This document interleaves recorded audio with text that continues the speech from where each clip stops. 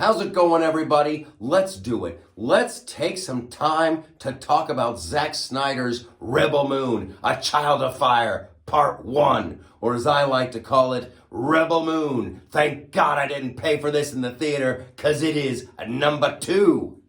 It's horrible.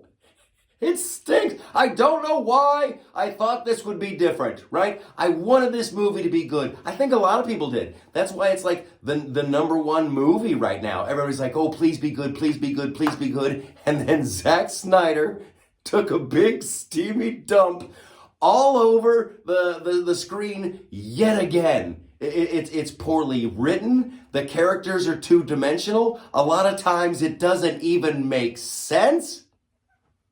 But every once in a while, you'll get that glimmer of hope. You'll see something like, ooh, that looks cool. What's that? I don't know. It's like, here's a Zack Snider movie, right? Here's a Zack Snider movie. It's like sending a drunk, blind guy into the grocery store with a fistful of money that you've given him, and you're like, come back out here with dinner. And he's like, I can do it. I'll come back out here with dinner. So you give him your money, and he goes to the grocery store, and he comes back out with like a handful of okra and some candy canes. And you're like, what are you doing? And he's like, it's food. And then somebody's like, I like candy canes. But we didn't want candy. We wanted dinner. We wanted a meal. What, you don't like candy canes? I like candy canes. He makes good candy. And that's what it all devolves down into. Were there some cool looking moments from Rebel Moon? Sure, but they didn't mean anything. They just happened by accident. The story starts off, and this is all I'll say for now. I might do more later.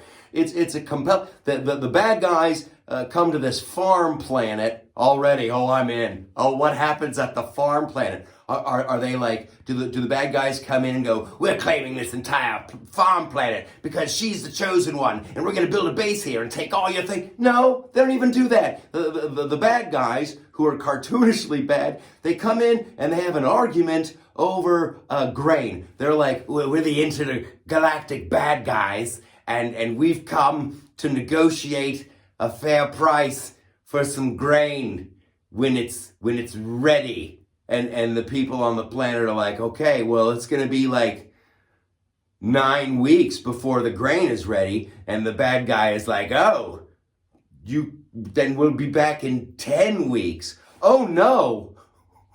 Whatever will we do?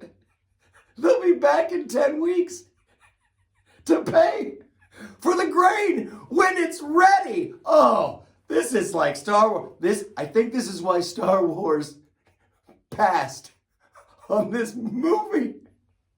Because like in Star Wars, they're like, here comes the Death Star, we're going to blow up your planet, and you're the only person in the galaxy that can make it stop, and you better hurry, because here they come. That's compelling. But in Rebel Moon, they're like, we'd like to buy some grain. Oh, it's not ready? When will it be ready? Oh, 9 weeks? We'll be back in 10 weeks for the grain. Until then, enjoy your lives.